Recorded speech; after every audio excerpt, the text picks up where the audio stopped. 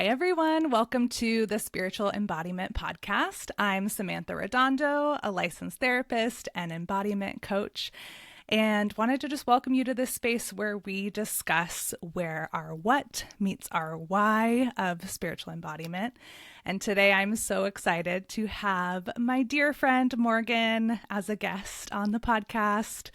We're just going to be jumping into her experience of spiritual embodiment, how that intersection plays out in her life and work. And I'm so excited to welcome you to the pod, Morgan. Thank you. I'm so excited to be here too. This is so fun. Yay. So I'd love if you just introduce yourself however you identify. So whatever you want to share, whether about your work, where you live, your different roles in life, your different identities. Let us all know who you are.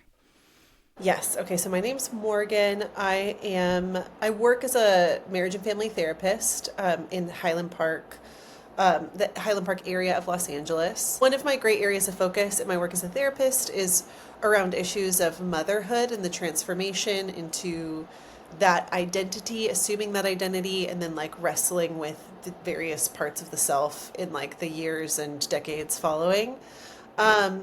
I am a parent of a young kid, so, early in that journey myself, but just still kind of like I love asking questions about it and getting to witness people as they process that experience and kind of like reacquaint themselves with themselves. Yes, so that's a big area of focus in my work. I'm also someone who just is I really love the material world, and I always have. And so I think I try to live my life as connected to that as possible. So I just make a lot of things. I feel like I care a lot about environment and living an embodied life. And so that's just, it's a way that I try to be in the world. I feel like that's what I can say.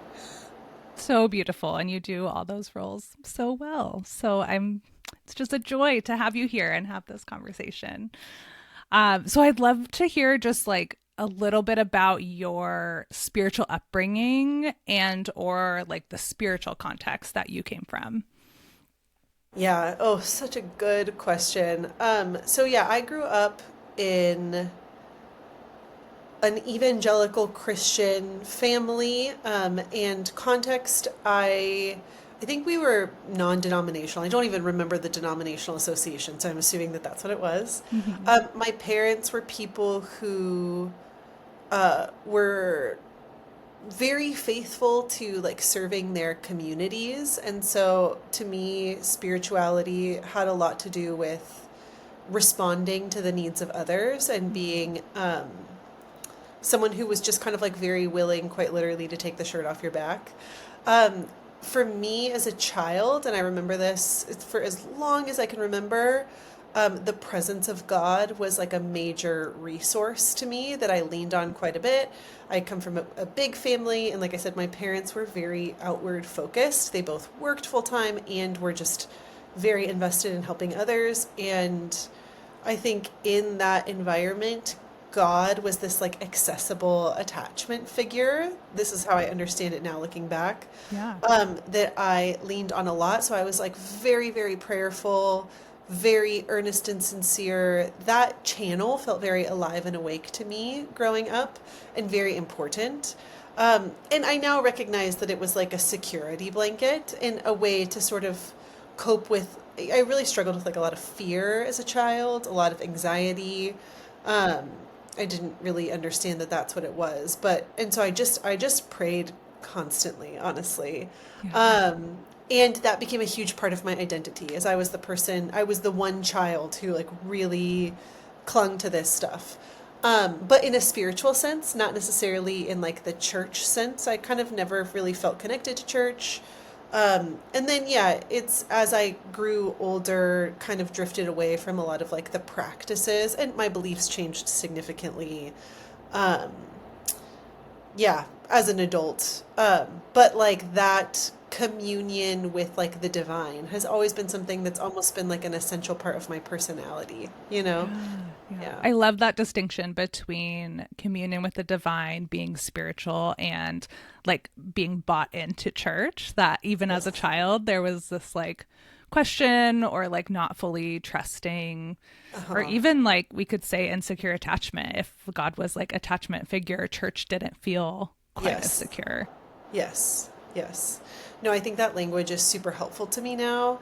Yeah, the language of attachment has really helped me understand what that was to me and even why it got so complicated and why I lost it during certain periods of my life, and even what it's been looking like to sort of like reclaim a connection with that.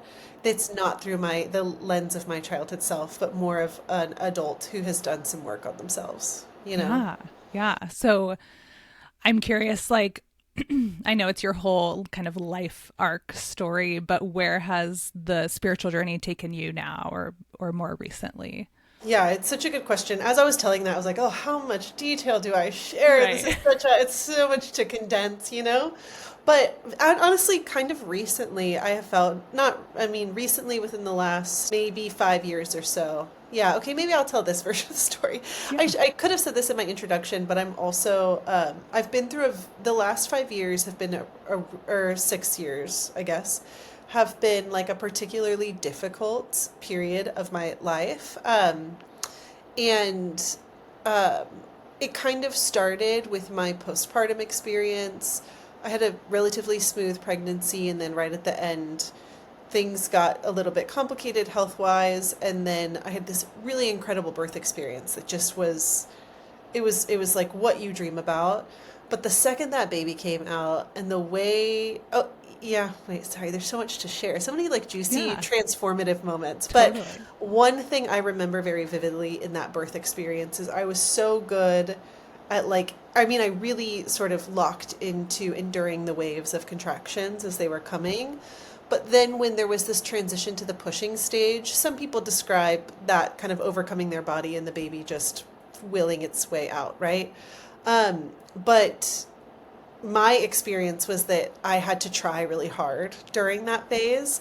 And what the midwife was communicating to me is that, like, now instead of sort of riding the waves of these contractions, what you need to do is lean into the pain. So when they come, push harder, like make it hurt worse, and use all of your might to do that. And it was one of these like crucible moments for me where I realized how ambivalent I felt toward becoming a parent. It was just this moment where I was like, no, no, I'm not doing this. I don't want to do this anymore. All of the fear sort of arose around it, and it was probably the most effort I've ever put into something. What it took for me to push into that pain and sort of like get her out. Um, and yeah, ambivalence around becoming a parent is so normal, it's adaptive, it's appropriate. But I think when you feel it, it's so scary, right? Yeah. So Especially anyway, when you're at that point of like the threshold, like there's no yes, going back. You're yes, past the point of no return. yes, you are at the threshold. And, you know, even in relation to spiritual embodiment, it's so interesting these tasks, how they require different like energetic stances toward your body. And like Mhm. the one that I really thrived in was the mode of endurance, and that is true across my life. I'm pretty adept at enduring discomfort, but in a way that is like relaxing into it and letting it Right. happen to Like you. more passive. More passive. I really struggle with doing the hard active thing. Mm. um Anyway, she was born. I will never forget the sound of that cry. And from that point forward, yeah, she had a hard time and I had a hard time. She was really difficult to soothe. Um, you know, never took a bottle, needed to be held by me exclusively, had some like pretty serious sleeping issues for the first like 2 years of her life. And then we went through a major life transition and the sleeping issues kind of all came back up. So she's been a terrible sleeper her whole life. It's just been brutal. And in like a gratuitous way. We tried all the things, the sleep training, blah, blah, blah. But during those years, my connection with God was really challenged in a different way, where it was just the first time in my life when I've been in a really desperate situation where there was no solve. Yeah. And I Especially just, on little sleep where there's yes, so little capacity in that yes, state. yes. And when you're never sleeping more than 3 hours at a time, which sounds like a long time, but yeah, she would wake up a lot in the middle of the night and be up for a lot of hours. And this was like not just in the newborn stage. This was, past a year. And I remember though, in that like very sleep deprived place, me reaching for this old resource of prayer that maybe I had been a little disconnected with, and just feeling so alone and so just kind of like abandoned by God, which sounds dramatic. Like, I don't really like to personalize things like that. You know what I mean? Like, I don't know. I'm not someone who likes to be victim minded that way, you know? Mm. So it sounds, but that is literally how it felt emotionally. That's not the story I tell about it to myself about what was happening, but it was this felt sense of like desperate for presence and help, and it just being withheld for a long period of time. Yeah. Um, And honestly, yeah. like we do have biblical representation, since that's the context you're coming from of Yes. like abandonment. Even Jesus on the cross, like, why have you forsaken me? Theologically, we know God's all present and like didn't actually Right. leave, but and then in the Psalms, like the lament Psalms, there's a lot of Yes. abandonment language of Yes. like, I Yes. am alone, I'm forsaken. Um, so I think there's definitely room for that within the Christian framework, but I think in spirituality of this feeling of being abandoned, of being alone, even if we know we're not, it's our experience and part of our story. No, that's so interesting, Sam. I had never made that correlation to those things. I think that, yeah, that was the felt experience. And I guess the notable thing is I had never not been able to find God before. Mm. But I will say my relationship before sort of this big period in my life with God was one of a lot of penitence. It was, I mean, when I look at my old journals, it's just me repenting, repenting, repenting. I'm so bad. I'm so bad. Please help me. And then I would feel these like miraculous turnovers of like the fight I was in with my partner at the time, them forgiving me, which it turns out I was in like a very codependent relationship. But yeah. So my relationship with God was so penitent and sin focused that when I dropped that element of it because my beliefs changed, it felt harder to connect with God. Yeah. It's And like, so how do yeah, we do this if I'm not repenting or asking for right. forgiveness? And like I'm not like on my face and you're benevolently bestowing on me some presence and grace, you know? Which Um, honestly, you mentioned codependent, like that feels codependent with God, yeah, yeah. right? That's been my great life struggle. We can talk about that another time. But yeah. So this is all to say that was a period where that forsakenness kind of sobered me in this way that, and I stopped trying. I really stopped kind of associating even with God, which was pretty shock. It was a big deal for me, as someone who had really identified as this, like that was such a huge part of my identity. Um, yeah, and then I went through a divorce a couple years later, and it's been 4 years now since that happened, and it's just been a really hard couple of years. But in another, when my life anteed up with this like next level of just like something quite devastating happening, like severing of a family and a young family, it really shocked me because I am so codependent leaning. Like I just I I should have known that things were as bad as they were, but I was so in denial, so trying to fix and protect and just like do whatever I could to make it okay. Right. That When endurance part of you, just like yes, get through yes. it, suffer through it. Yes. That when it broke and I found myself in these like really horrifically dark places of just devastation, that presence kind of like came back in, right? It's like that quiet voice, the whisper. Oh, yeah, it was there. It is sort of like this thing that in I don't know, does appear in this like ultimately comforting way. Yeah, yeah. I have so many questions like about it though. Is it reliable? How do I know I can always find it? But it has always caught me, except for in that period of great sleep deprivation.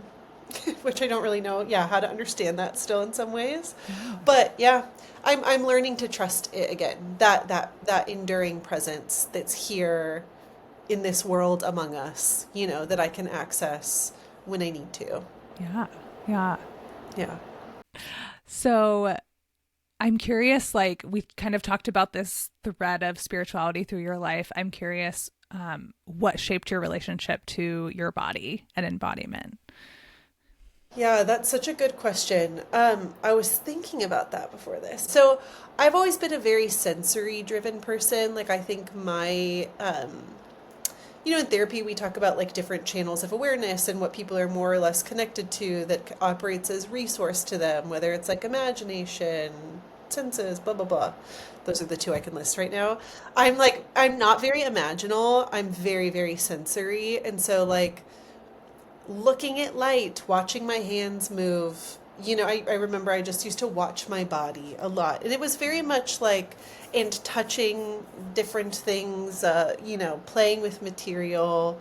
So both observation and like feeling through your senses is something that like is so awake to me and feels it's the place that I can always find pleasure, if not joy, occasionally.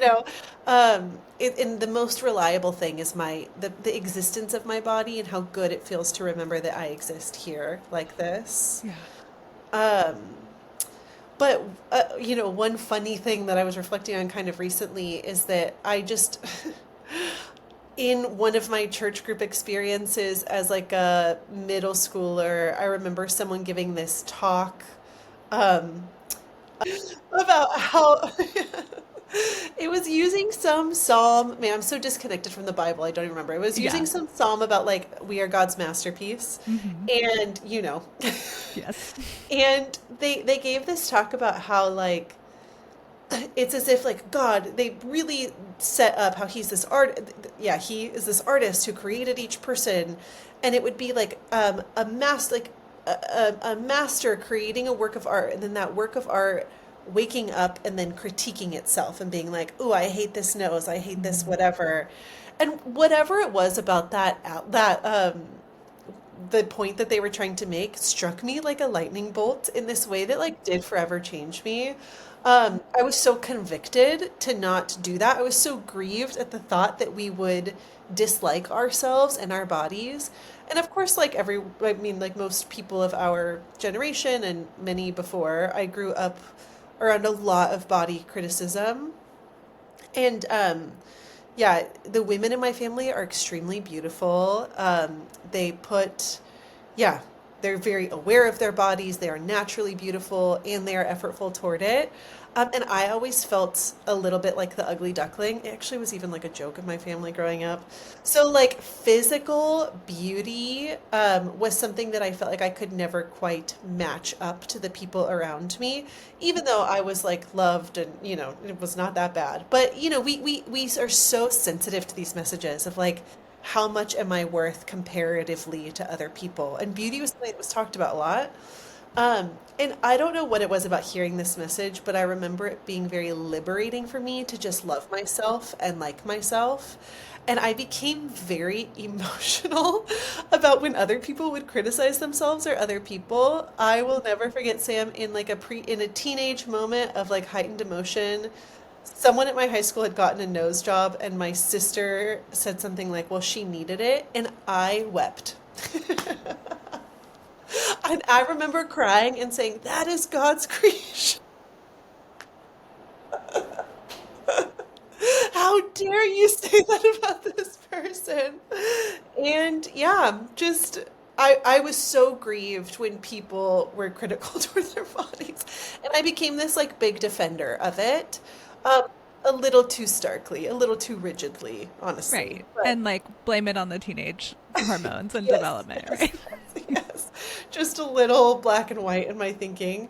Um, Yeah. But anyways, so like sensory experiences and then like a real reverence for the human body. And then I became, especially as I got older, and I became like a real observer of people and bodies. Again, maybe it's mostly through the eyes. That's Yeah. my big It's thing. like the artist in you as well. Yes, yes. And yeah, I have a BFA. I studied art, and that experience really changed me and the way I experience the world. It was just like learning how to see. It was like, the lights turning on for Yeah. me. And when I would watch people, one thing that I was very transformative is I would sit there like on the college campus and like really, really watch people.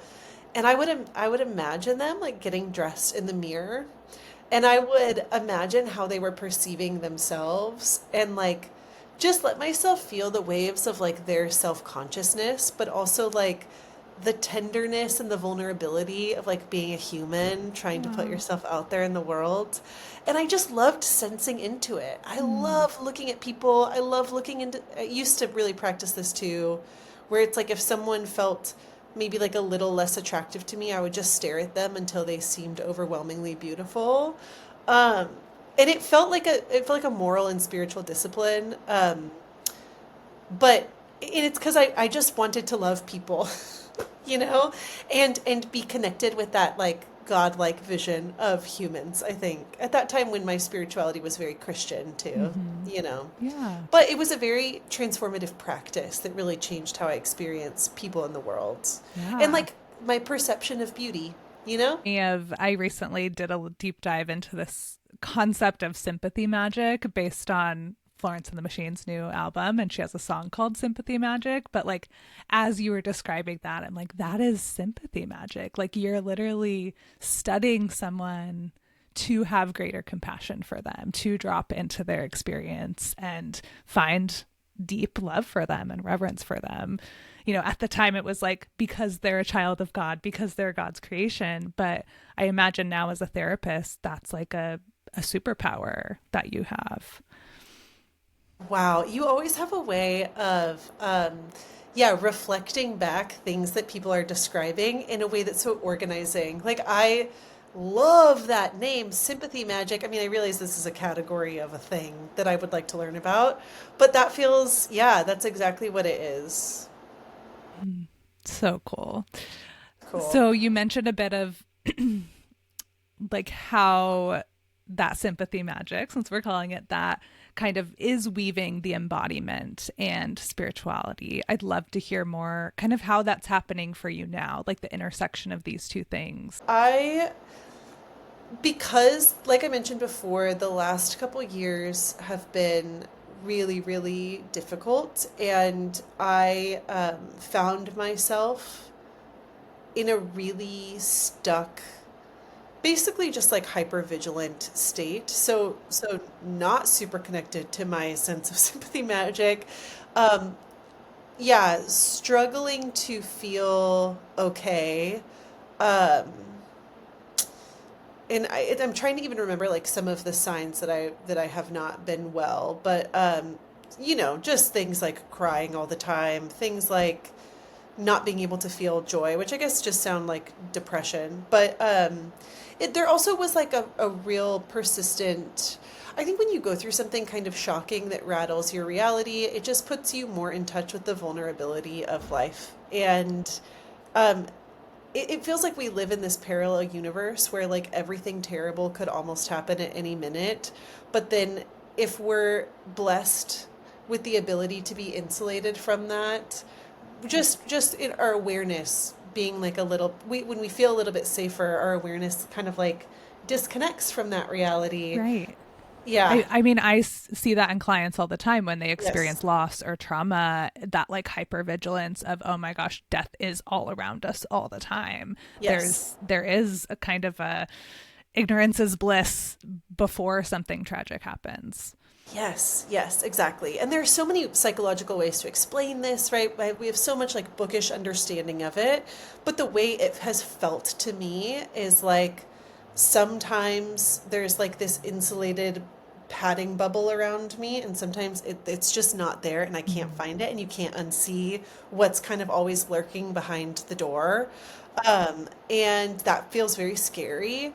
And so I was pretty stuck in that like thin place of like this world is I don't want to be here. I really don't want to be here. This is too much. It's too vulnerable. Like minutes, days, and hours are too hard. My child really needs me and needs like attunement from me.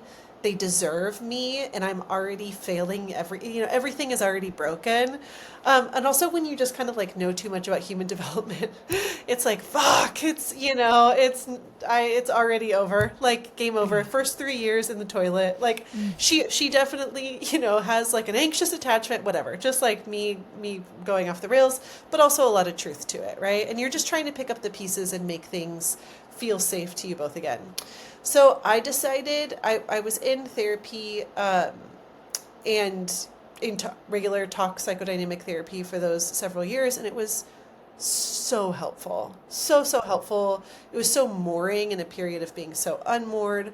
But I was recognizing that, like, it wasn't really helping change, like, my state of being in my body, right? Like, my nervous system was not settling. And I felt very physically bad. And so I decided to do just a more direct, like experiential form of therapy. And it was ketamine assisted somatic. So this is a somatically oriented relational therapy that uses psychedelic assistance. And I did a 3-day intensive in September, so just a few months ago.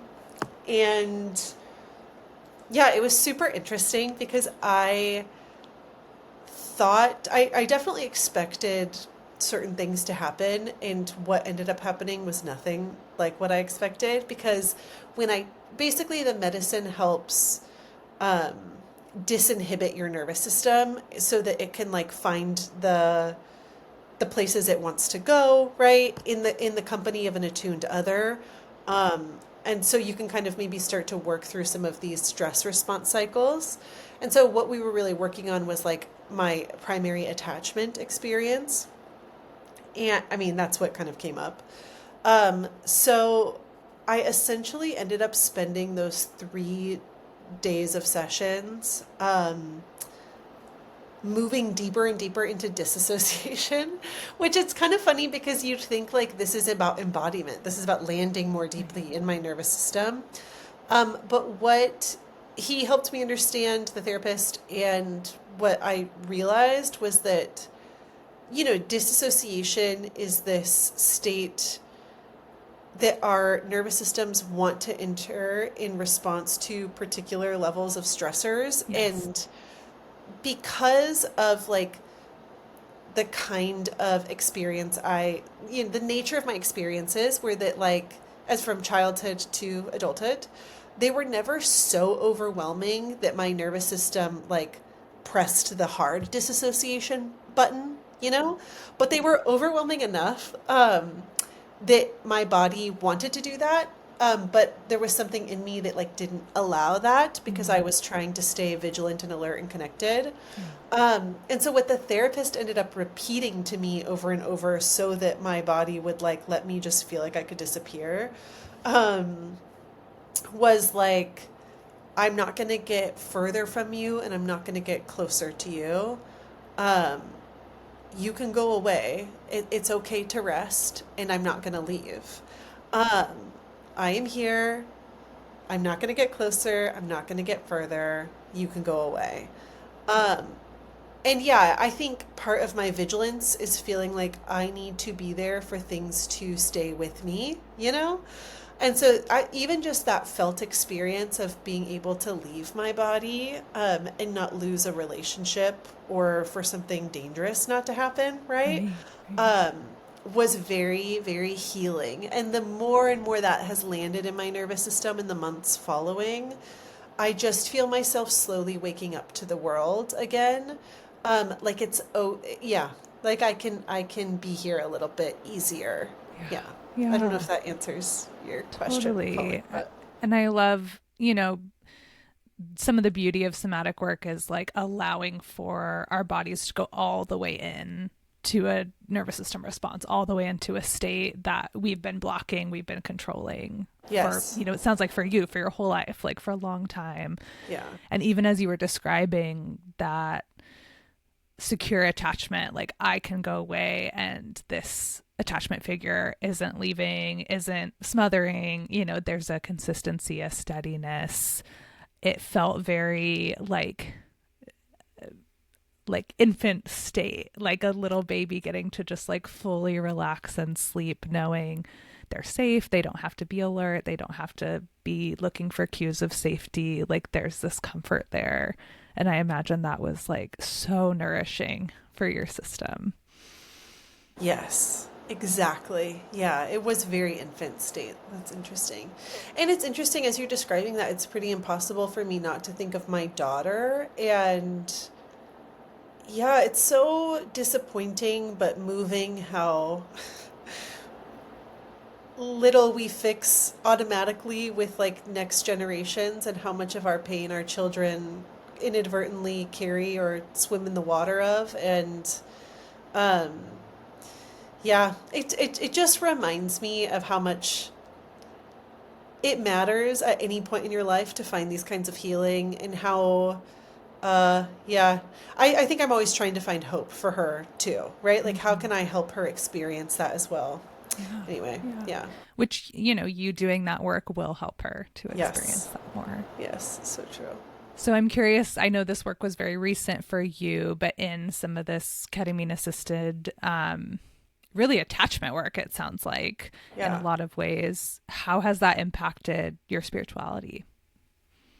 Right, yes. Oh, that's been the best part. I've had some really wild experiences since, particularly just in terms of the access I have to God again. I think experiencing like that felt experience of some relational security and metabolizing whatever that nervous system state to the degree that I was able to, it's like I have felt really connected with God again, and I feel like I can perceive whatever God is, this like presence that exists in the universe, as like a nurturer, more than a judge, which I think is where I was really stuck based on like the framework that was handed to me when I was younger.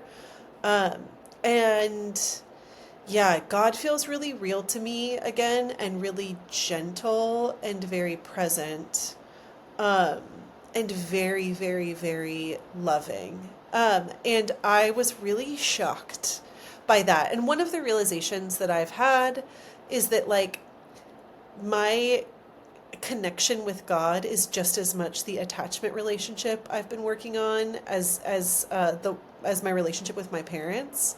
And that like my parents are human people who like most human people have been doing the best they could with what they had. And it feels very liberating to turn toward this other form of source, right? I mean, attachment is so formative, and parents are the human embodied representation of it. It matters so much. And we are so limited in our capacity to fulfill like the well of human need before us. I mean, one of the things I always say about little kids, particularly my daughter's 6, is that they're like little black holes of infinite need. For like there is never enough of you. There is never enough presence, time, play. You know, they want it all and they deserve it all, but you're finite and their need is infinite. And it's like, what is the thing that could potentially occupy the infinite whole? Like it's only God, right? Or whatever your conception of these bigger things are. And so as much as I like really believe in the value of human relationship, and it's this very magical thing that's very rich, deep, and wide, it has really helped me to just learn how to also resource myself with this bigger, wider thing, you know? Yeah. Oh, I love that. It's like how you're describing it makes me think we need a presence that's bigger than just human presence, because human presence is finite. I mean, being a parent, you live that daily of like, I cannot give enough presence to you. Yes. And so we Yes. need some sort of presence, whether it's God, nature, community, like to make up for what humans really can't. Because our desire for connection is somewhat insatiable, with something. Yeah. And I think cultivating, different channels of that is so enriching to your life. And partly I think it is because like, and I think about this a lot, the ways in which like we are essentially alone. For as much as we're essentially interconnected, there's also like this true isolation to what it means to be a human being. Mm. And there's something like quite terrifying about that. And of course, it's a bit of a paradox because that aloneness, again, I do think we're all connected. But like our psyche, something about the soul, I don't know what it is. Some part of us is quite like individual, unique, and solitary. Right. We're the only one who can truly know our own experience. Yes, yes. And so, yeah, I mean, so much of life is coping with that. And maybe that's a little bit, I don't know, negative way to say it, but yeah, I don't know. Yeah. Or like existential. Like I think this is stuff we all or many of us think about or consider, but it's like, oh, we can't talk about that. We can't say that part out loud. Right. And I think it's important to say those parts out loud. Yeah, it is. Yeah. So how this is kind of a leap, but how does this intersection play out in your day-to-day life? Like this, even thinking about like this experience you had of being more open or more aware of the presence of God, being more securely attached to yourself, to life, and to God. Like how does that show up for you just in your day-to-day, being a parent, being a working mom? Yeah, I mean, one of the things I have been more cognizant of since I went through this in September, the shift in my mood, just being a little bit more like this, up, down, all around. I think before I did this particular work, I was experiencing big, long valleys and lows, and maybe like a little peak up, and then big, long lows. But I'm really wrestling with now how to just exist still. Like life is still hard. My inner world is so hard to endure. I'm a 4 on the Enneagram, which means like I'm a little leaning towards self-obsession. Like I narrate, I story way too much. And like I can get really lost in my feelings. But I am learning how to like set aside the stories and like the obsession with trying to understand and just reach for some more presence. So it's a bit of a journey. Like every day is such an undulating journey. There's so much ups and downs.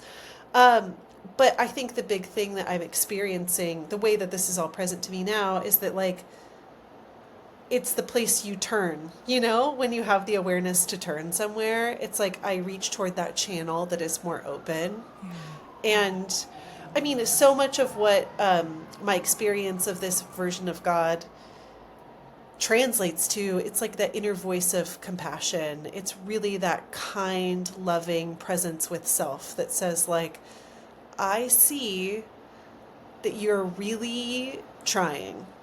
I also see that like you really just messed that up. But like that doesn't make you bad. You don't need to overanalyze it. Like keep going.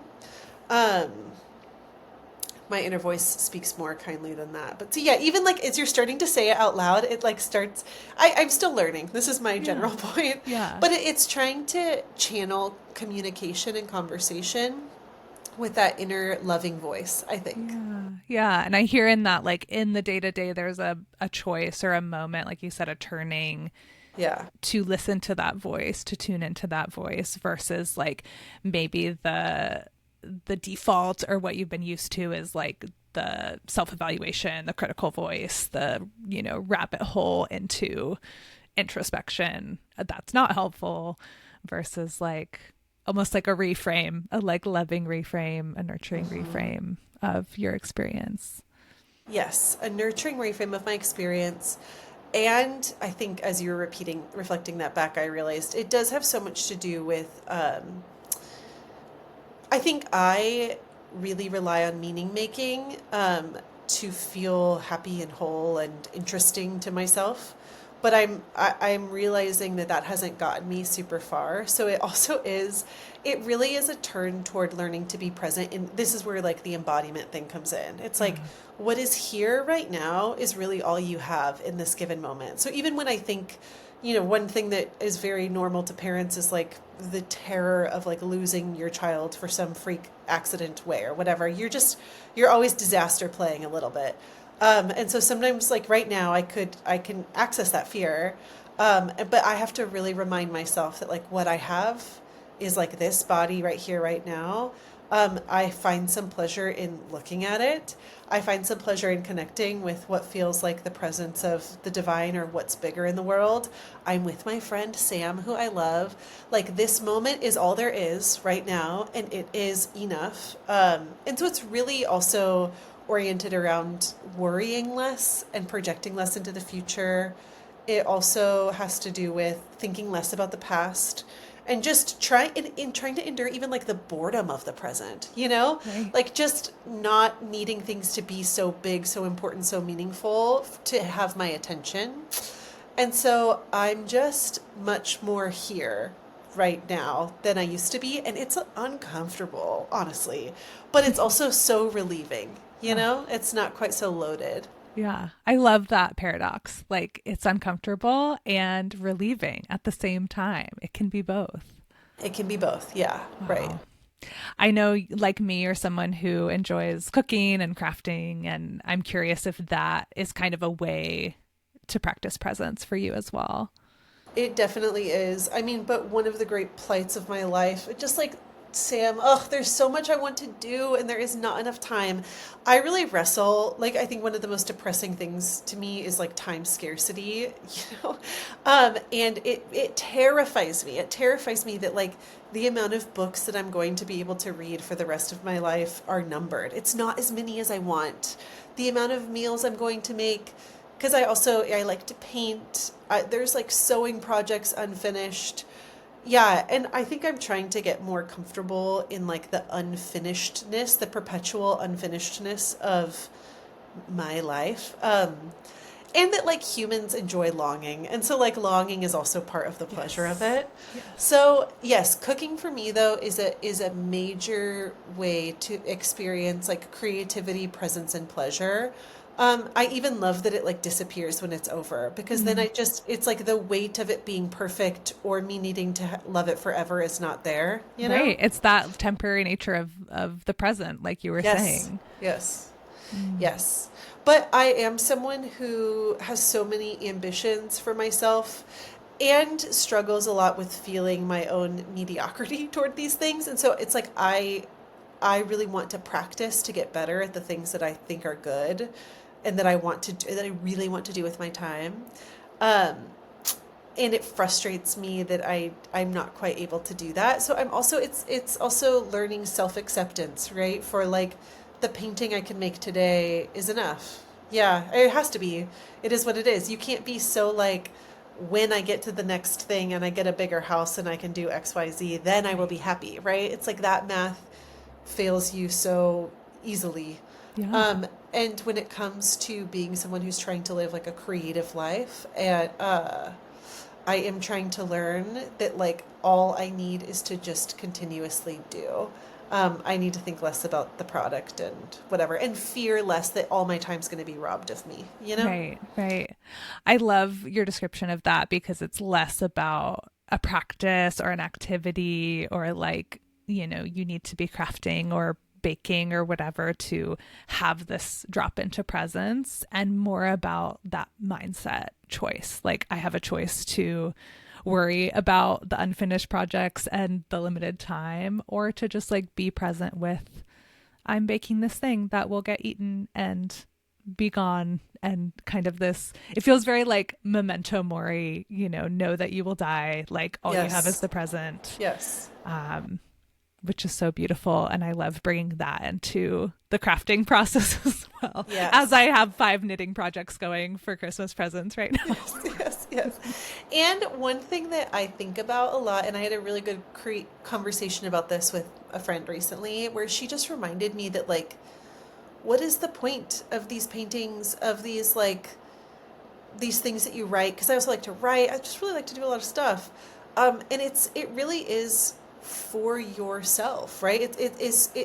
I am very invested in documenting my life, not because I think it's going to be important in some external facing way, but it is like, it's a way to engage more deeply with, like, the things that I love. It is ultimately for my own pleasure and my own memory. And, like, when I live there, like, that feels so good, Yeah. you know? Yeah. It's reminding me of a conversation I had with our dear Hillary McBride, where I was asking her, like, do you have a writing practice? Because she's such a brilliant writer. And she's like, I have to write.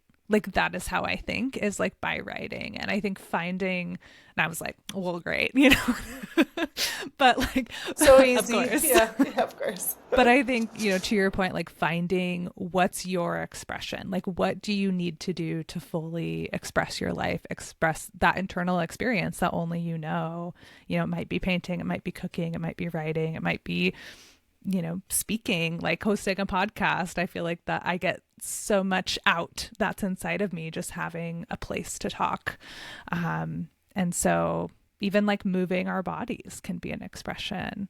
So I love that you do all the things and you feel like they're all parts of you. Yeah.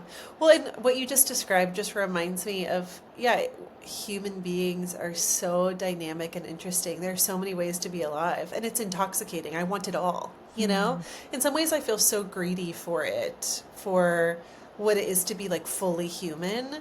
Yeah, connecting with people is another one. Experiencing the presence of the other. It's like, I just want to, like, get drunk off it all, which it's interesting because, like, ideas of heaven and afterlife, or like what might continue after this, have never really meant that much to me, but except in the category of, like, what if we just get more of it all, you know? More aliveness, more experience. More aliveness. Yeah. That sounds good. I would want that. I love that. So what's your favorite part about being a body? I think the first thing that comes to mind is movement. I'm pretty obsessed with movement. It's like watching people play soccer makes me want to cry. Like the way bodies look in space. It's just, and even my daughter's really into science, and she has this body book that we read often. And it's just like reading about, like, oh yeah, the body is this, like, crudely material thing. Very vulnerable. Very vulnerable. Like, it's, yeah, I also just read a book that really reminded me of this. It was talking a lot about medicine and anatomy and dissection and stuff. And just remembering that, like, oh my God, like, your brain is just like a collection of cells. Your muscles, the reason why your arm can twist like that is because of these, like, muscles contracting and expanding. Like, that's all it is. But it's moving in this, like, cylindrical way that is so fluid and amazing, right? So my favorite part of being a body is, like, it's where this, like, crude materiality meets, like, such magic, right? It's so mystical what animates us, and nature is that way as well, but the body is the thing that's closest to me at all times, right? So I love the fact that you have this present thing that is both materially sort of basic and infinitely complex, you know? Beautifully said. I love it. It's so cool. So we kind of, I feel like, maybe got into this territory already, but I'm curious, what is a spiritual truth that keeps you going or helps you make sense of things? I heard Father Greg Boyle on a podcast say that the Lord protects us from nothing but sustains us in everything. And I think what I would my answer to that question is just, it's that like the enduring presence of God is here at all times. And it's, there is that sustaining force that can never and will never leave. That really helps me want to keep going. Yeah, I love that. And a way that I've thought about this kind of more from like a naturalistic, animistic way as I've deconstructed from Christianity is primordial emergence. So like this idea that life happened and emerged out of the like primordial ooze and keeps lifing. Like aliveness continues. Nature finds a way to continually survive, sustain aliveness. And we have that within ourselves and within our bodies. And so like whether it's God or this like sustaining force of life that we find that truth in, I think there is this reality of life energy. Yes. It's so undeniably there. Even when you do lose connection with it. Yeah, it's so powerful. So good. Okay, ready for some rapid fire questions as we wrap up our time? Yes. Okay. So this is like a finish the thought. I am most myself when I'm making a midnight snack. I love that. I'm coming over for midnight snacks. Yeah. They're really good. I really nail it. It's honestly like sometimes just like, wow, someone needs to see this. Should start like a Instagram food page. Morgan's Midnight Snacks. Right. But honestly, probably the privacy of them is what makes them feel so monumental. If they were compared out there in the world, probably not. Yeah. Anyways, yeah. It's giving like midnight margaritas and Practical Magic. Just that scene. Yes. Which is like girlhood itself. Yes. Being a body is wonderful. Love it. God feels like. That's a hard one. Like so many things, but I'm trying to give like a real answer. Okay. Yeah. God feels like, it's like the embodiment of love, but that word is so cheapened to us that I don't like using it, but I know what it means a little bit more, and it's quite important. Yeah, love that. This season I'm leaning into quiet. Yeah. It's a good wintering word. Yes. Oh, well, Morgan, this was such a beautiful, important, just wise, deep conversation. And I just love you so much. I'm so grateful to call you my friend. Me too, Sam. Thank you so much. It's so fun to talk to you always. I love when we get to talk about these kinds of things. So thank you for having me. Of course. So if people want to find you or work with you, are there any ways that they can do that? Yes, there's a couple key ways. One is that I work at a practice called Spaces Therapy. So it's spacestherapyla.com. And then adjacent to Spaces, I run a group, a something. It's called community. Good Mother. A community. Yeah, it's called Good Mother. We do these monthly meetups. We've done it for the last several years. It's the third Friday of every month. We just kind of circle up, and it's a chance to be witnessed and to witness others. It's deeply connective and cathartic. I don't know what the magic is in it, but I mean, these kinds of things are so... your presence makes the thing what it is, and it's always truly wonderful. But it's really structured by me, so it's not very scary. It's not open time. We go around in a circle. We share a high and a low.